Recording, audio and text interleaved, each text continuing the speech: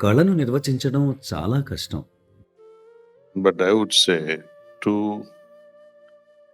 make the unexpressible expressible, అయితే నా దృష్టిలో విజువల్ గ్రాఫిక్స్ ద్వారా వ్యక్తం చేయలేని దాన్ని వ్యక్తీకరించడమే కళ. ఉదాహరణకు చాలా ఏళ్ల క్రితం, అంటే 20 ఏళ్ల క్రితం నాకు వచ్చిన ఒక విజన్‌ను మీతో పంచుకోవాలనుకుంటున్నాను. when we talk philosophically, that in the words of Babuji, that animal man becomes human.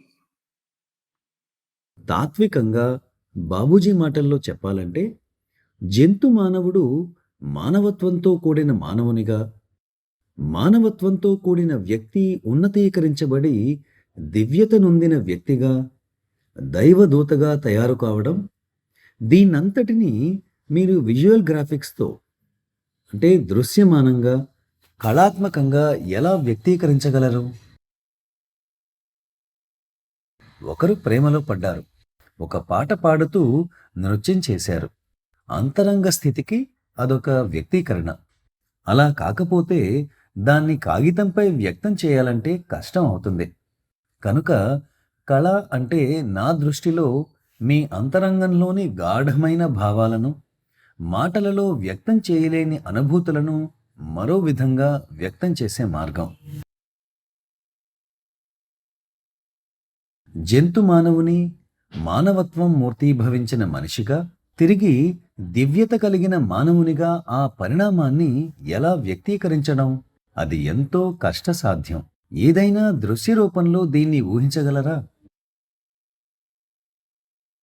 But if you see the form of Ganesha, మీరు గణేశుని రూపాన్ని చూస్తే, భారతదేశంలో పిలువబడే గజాననుడు వినాయకుడు. ఆయన వర్షంలో గొడుగు పట్టుకుని నడుస్తూ నృత్యం చేసే దృశ్యాన్ని ఊహించండి. ఇది ఒక దృశ్య రూపకమైనది. ఇలాంటి దృశ్య చిత్రీకరణ ద్వారా ఏనుగు జంతు జీవితాన్ని, అలాగే ఆయన 2 కాళ్లపై నడవటం, నృత్యం చేసే దృశ్యాన్ని ఊహించండి. ఆయన స్వభావ చిత్రణ అలా ఉంటుంది. ఇది ఒక దృశ్య రూపకమైనది. ఆయన ఒక మానవునిగా మనం అర్థం చేసుకుంటాం. అయితే ఆయనలో ఆ దివ్య స్థితిని, పరమానందకర స్థితిని ఎలా చిత్రీకరించడం? only a dancing, ఒక ఏనుగు నృత్యం చేయడం చూపడం ద్వారా. and in the words of Babuji again, తిరిగి బాబూజీ మహారాజ్ మాటల్లో చెప్పాలంటే, ఆ పరమానంద స్థితిలో ఈ ప్రయాణం అనేది పూర్తవ్వదు. దానికి ఆవల కూడా ఎంతో ఉంది. అది మనం వ్యక్తం చేయలేము. కనుక మనం కొన్నింటిని వ్యక్తీకరించడంలో విజయం సాధించగలిగాము. అయితే మిగిలిన వాటిని మనం కేవలం ఊహించగలం. ఎందుకంటే పదాలు అన్నింటినీ వ్యక్తం చేయలేక కొంతవరకు కళ సహాయం తీసుకుంటాయి.